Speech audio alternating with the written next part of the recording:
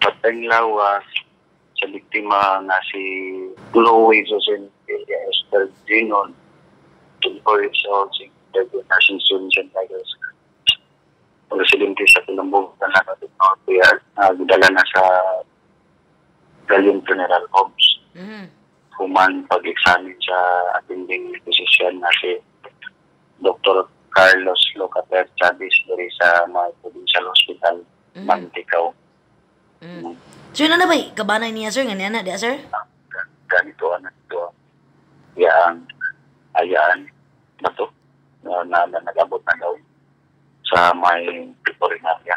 Sa investigasyon, sir, wala ba ni foul play? Sumala sa, adunay personalikan sa Coast Guard Station Lano del Norte, person of B1 Romolo PCG. Sumala kami, sir, na kanina bata, kaning biktima, nawala siya atong judges sa mga last J.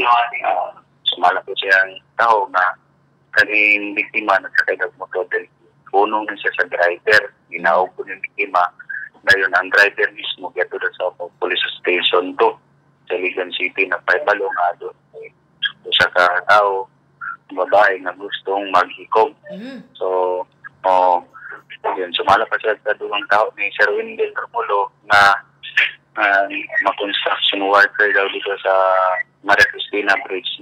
At nakasakti daw doon nag-ampak dahil sa may tulay ng itaw ng Maria Cristina Bridge. So kanya ito, nawala ang katong biktima kung karoon ng siya napalgan sa lungsod sa Mantikao sa Baybay. Because may puro 14 barangay poblasyon ng itong. Ang pamilya ni sir, yung kabanay, nahinabi na ba ni mo, sir? Kung aduna ba ni siya kanang gidaladala nga problema?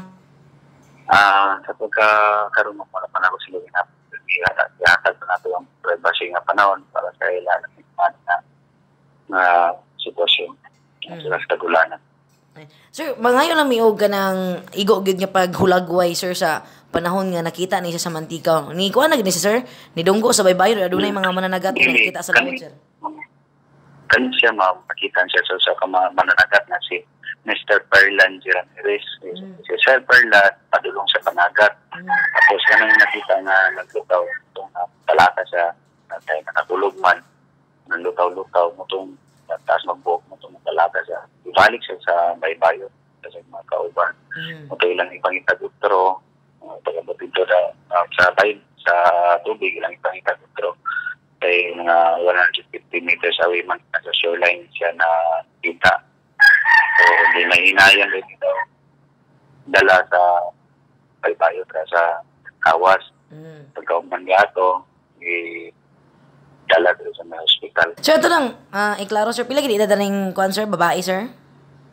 Kanis, biktima, 24 years, dalaga. Third year nursing student sa St. Michael's College, Iligan City. Tanan na sa mati, kita nato gawin mo. Ano na mga problema na reactive sa adlaw. Tapos makadagan, problema doon sa sulbaran. Mga human, kinunanan na pamahal.